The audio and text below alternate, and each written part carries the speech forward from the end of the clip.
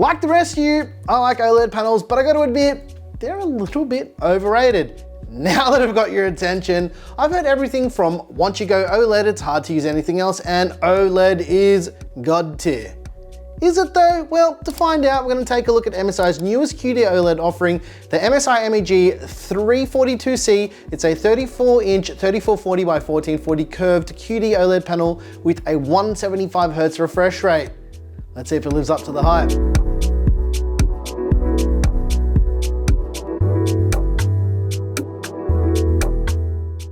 I've been using this monitor for a little while to play games on and to tinker with, and I think I've given this a good run to see if it's any good. But the elephant in the room, let's get this one out of the way nice and early.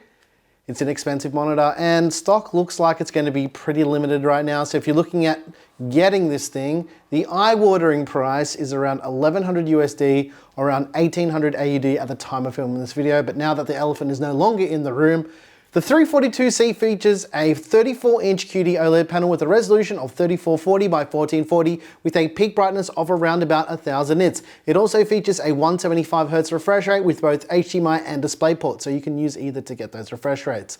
It's a curved panel with an 1800R curve with a response time of 0.1 millisecond gray to gray. It also features adaptive sync, and I didn't have any issues with the 342C with adaptive sync at all. It supports 139.1% of the sRGB color space, 99.3% of the DCI-P3 color space, and around about 97.8% of the Adobe RGB color space. The 342C has a 178-degree wide viewing angle with a 1,000,000:1 contrast ratio. The 342C also has standard 100mm VESA mounting, so you shouldn't have any issues if you've got a monitor arm that you've already got on your desk, or if you're wanting to buy a monitor arm. This new monitor is just going to go on it without any issues. It's got two HDMI 2.1 ports, a single DisplayPort 1.4 port, a USB-C port which supports up to 65 watt PD charging, which means if you've got a laptop or another computer that you want to power off that, you can do that. It's also got a USB Type-B uplink port and 4 USB 3.2 Gen 1 Type-A ports on the monitor. There are 2 on the side and 2 on the bottom. This monitor also features an internal KVM which will allow you to connect multiple devices to the 342C and use a single mouse and keyboard for all connected devices. The built-in KVM features basically just become a standard thing with most MSI panels, and we're basically seeing this across every monitor manufacturer now. But it is nice that this has got it. The out-of-the-box calibration is spot on for a gaming monitor. I switch between the 400 nit true black mode and the 1000 nit full HDR mode, and depending on your tastes, you can pick either one. They're both pretty good. Speaking of HDR, this is an OLED panel, so it's got per pixel illumination, which means that the HDR experience on the MSI MEG 342C is exceptional, but more on that later. The build quality is excellent, it's very premium, and you're not gonna have any issues with it. This is a premium tier monitor. It's built very well. There's something nice that I found with this panel, which is actually something that I wouldn't usually say is a good feature, but it's the RGB strip along the bottom edge of the panel. Usually something like this would just annoy me to no end, but with the 342C, it's not just for show. It's actually got a function. Sure, it can be the standard unicorn spew that you're seeing here, but with the 342C, you can set it to be bias lighting, meaning that whatever happens on your screen, it can echo that with the RGB onto your desk on the bottom of the panel. And in some games, it gives the gaming a bit more of an immersive feel, especially in a dark room. Bias lighting is something that I personally use on my TV in the lounge room, and it's good to see that there's a nice implementation of it here on this panel, but I wish monitor manufacturers would actually do proper bias lighting built into the panels. But this is a good start, right? I mean, it's better than not having any bias lighting. It's also got an anti-glare gloss screen surface, which is something that we don't see very often, and to be honest, it's fine. I think the curved surface actually helps with controlling reflections from the ambient light, and I didn't have any issues with any reflections on this panel whatsoever. Good job, MSI. The MSI MEG 324C has a little nub style joystick on the backside edge of the screen, and that's for the menu system, and it's really easy to use and everything is easy to understand. Monitors have become a lot more accessible over the last few years, and there is nothing different here with this. However, as like most monitors, you don't need to use that anymore because MSI does have software integration, which allows you to do a whole host of things, basically anything that you've seen any monitor being able to do lately. Crosshairs, you can change brightness, contrast, picture-in-picture, absolutely everything. Now, just to address a few comments we've seen on previous monitor videos with software integration and stuff like that, this applies to every monitor regardless of who makes it, right? You'll need to attach the included USB cable to use these software features. It won't just work over HDMI or DisplayPort alone. It just doesn't work like that. Being an OLED panel, there's also built-in protection methods to stop things like burn-in. That's something that most OLED panels are susceptible to.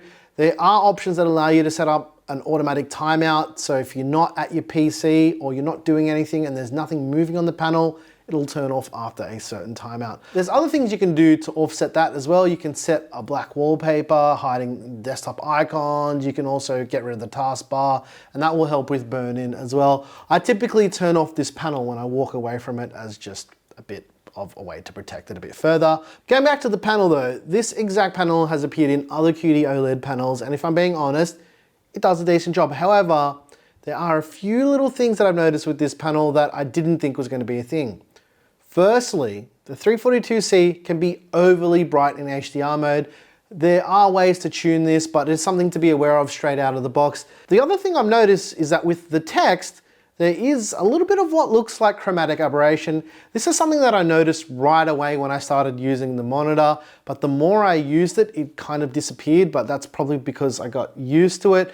And even if you configure clear type, it doesn't really fix it either. It made it a little bit less noticeable, but again, I'm not sure if I just got used to the panel at that point, but it is something to be aware of.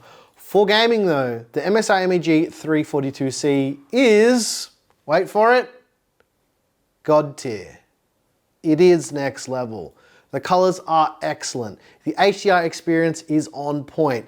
It's the same experience you'd find with a high-end OLED TV. Overall, to be very honest, like I said with other monitors, it will be very hard to game on anything else after using this panel, and I feel like a lot of people are gonna feel the same way after using the 342C as well, except for all but one thing, and this is my personal preference. I was gaming on a 21:9 panel for a very, very long time. I switched back to 16:9 with the Aorus FV43U, which is a huge 43-inch 4K panel. That was a couple years ago. And after gaming on 16:9 for such a long time, based on the games that I play, this is just my opinion, I prefer a really big 16:9 panel. For productivity and content creation though, I much prefer an ultra-wide display. And for myself and Claire both use ultra-wides on the daily for content creation. And the MSI MEG 342C would be a very good choice for that as well. There's a lot of color control and the color space coverage is good enough to use for both content creation and gaming. And just to add, like I just mentioned, I do all of my work on an ultra-wide panel. So, you know, for that stuff, 100%. And if I really sit here and think about if there's anything that I don't like about this panel, it's very hard to land on one thing because there's nothing that makes this a deal breaker, right? It does everything it needs to do and it does it exceptionally well. And to be honest, I didn't think I could fall in love with another monitor, but here we are again. I've just been debating on whether or not I want to switch this out to my main gaming monitor. This is the same feeling I had with the Aorus FV43U, and I know a lot of people were like here and there about that monitor, but that thing is still awesome. I'm still using it, and in 2023, this one might actually replace it.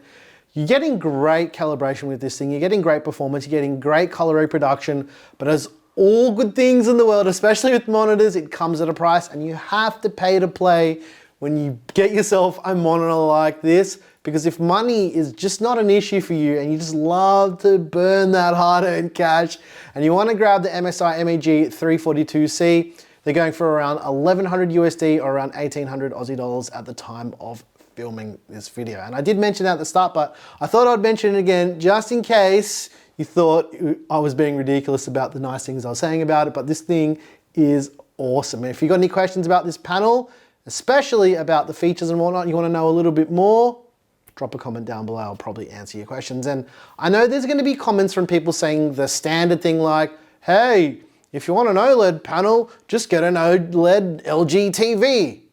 No, you're wrong. You couldn't be more wrong, actually.